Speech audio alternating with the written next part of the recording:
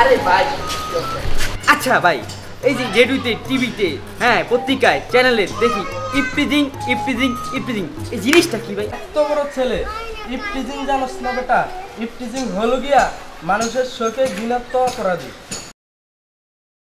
আরে ভাই আমি ইফটিজিং বুঝি নাই ভাই। ইফটিজিং ভাই কিভাবে কথাবার্তা কইছেন ভাই? আমি কিছু বুঝি নাই। হ্যাঁ বেটা তুই আরো বুঝাতে হয় কি কর? শোনেন ভাই, ইফটিজিং হলো মেয়েদের শীষ দেওয়া, ইফটিজিং হলো মেয়েদের চোখে টিপ দেওয়া, ইফটিজিং হলো মেয়েদের ওনাদের টান দেয়, ইফটিজিং হলো মেয়েদের খারাপ কথা বলে, এগুলো হলো ইফটিজিং। ও এই ইফটিজিং? হ্যাঁ রে আল্লাহ। শোন বেটা আমার বাপ দাদারা ঠিক আছে বাপদার চাচারা কত ইফটিজিং করছে, মেয়েদের শিল্পে দিয়েছে, হ্যাঁ চুক্তি মারছে, তারপর তোমার ওনাদের টান দিয়েছে। এটি কোনো ব্যাপার না। মাঝে মাঝে এমনও করে। আগের যুগ এখন নাই, এখন হচ্ছে যে ডিজিটাল যুগ, ঠিক আছে? ডিজিটাল বাংলাদেশ। আরে বেটা শোন, মুরব্বীরা শীষ বেজালে যক্ষা রোগী কাশে, উলনাদেরা টান দিলে মনে হয় ভিক্ষা চায়। ভাই কি কইলেন? যে পারে সে পারে, যে পারে না সে পারে না। আরে ভাই আপনি কি বলেন? আপনার মতো মানুষ এতে বাংলাদেশের দরকার। আরে বেটা বাদ দে, ইফটিজিং না করলে নাই হয়। আরে ভাই বাদ দি মুখে দেখেন মাইল দেন কি করতে পারি করি দেখাই দিব।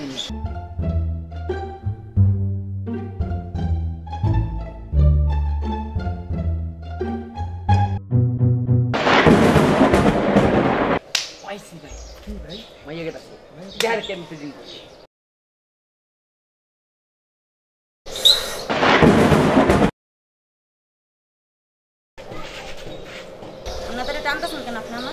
আচ্ছা একটা কথা বলবো আপনার সাথে শুনেন। আত্মা গাছে তোতা বাকি ডালিম গাছে ডাব, তোমার সাথে প্রেম করিতে বলছে আমার বাপ।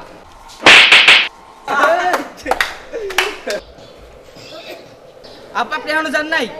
আর মেয়েগুলোকে এরকম করবি? আর জীবনে করুন না এরকম। এরকম মেয়েগুলোকে সবসময় করো না? আচ্ছা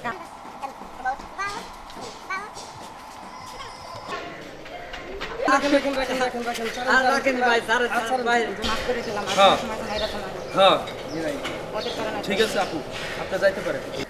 আর জীবনে আমি আর ইফটিজিং এর ভিতরে আর জীবনে যাবো না।